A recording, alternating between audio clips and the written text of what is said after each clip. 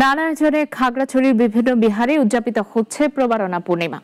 আষাঢ়ী পূর্ণিমা তিথি থেকে আশ্বিনী পূর্ণিমা তিথি পর্যন্ত 3 মাস বর্ষাবাস শেষে এই উৎসব পালন করেন বৌদ্ধ ধর্মাবলম্বীরা। খাগড়াছড়ি থেকে মোহাম্মদ জাফর সবুজের রিপোর্ট, জানাচ্ছেন ইসরাত জাহান। নানা আয়োজনে পালিত হচ্ছে প্রবারণা পূর্ণিমা।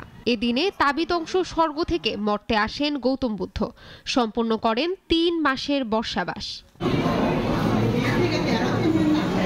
সকাল থেকে জেলা ও উপজেলা সদরের বৌদ্ধ বিহারগুলোতে বুদ্ধ পতাকা উদ্বোধন, প্রদীপ প্রজ্বলন, ফুল পূজা, বুদ্ধ পূজা, পঞ্চশীল প্রার্থনা, বুদ্ধ মূর্তি দান, সংঘদান, অষ্টপরিষ্কার দান ও বৌদ্ধ ভিক্ষুদের পিণ্ডদান সহ নানাবিধ রীতি পালন করেন ভক্তরা। প্রবারণা পূর্ণিমাতে বিহারে আসছে ফুল পূজা দিতে, অনুষ্ঠানের অংশগ্রহণ করতে, বিশ্ব শান্তি মঙ্গল কামনায়।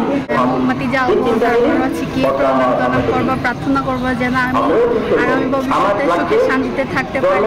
আয়োজন করা হয় ধর্মীয় আলোচনা সভা। এ সময় উপস্থিত ভক্তদের মাঝে পঞ্চশীল প্রদান ও ধর্মীয় দেশনা প্রদান করেন বৌদ্ধ ভিক্ষুরা।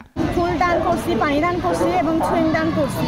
মঙ্গলের কামনায় আমরা ভগবানের বুদ্ধের কাছে ফুল, বিভিন্ন আহার সামগ্রী দিয়ে পূজা করে প্রার্থনা করি। পুরা 3 মাস বর্ষাবাসের পরে এই অনুষ্ঠানটা উদযাপন করা হয়।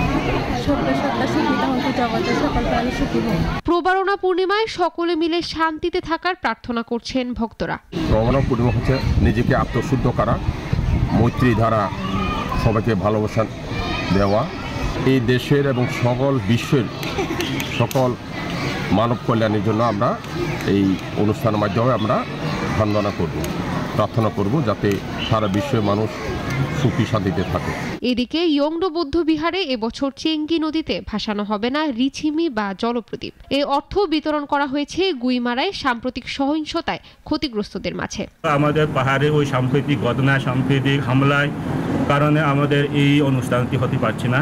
যেমন এই বছরও আমাদের এই যে জলপ্রদীপ যে টাকাগুলো আমরা উত্তোলন করেছি, প্রায় মানুষ দান করেছি, এই টাকাগুলো প্রায় লক্ষখানি টাকা আমরা ওই যে ক্ষতিগ্রস্তদের মাঝে আমরা সেগুলো দান করে দিয়েছি। বিহারে বিহারে এই উৎসবের মধ্য দিয়ে ধর্মীয় আচরণের শুদ্ধতা ও বিনয় আচরণের সংকল্প করেন ভক্তরা। সবার মাঝে প্রবারণা পূর্ণিমার বার্তা পৌঁছাবে এমনটাই প্রত্যাশা সকল বৌদ্ধ ধর্মাবলম্বীর। ইসরাত জাহান, নাগরিক।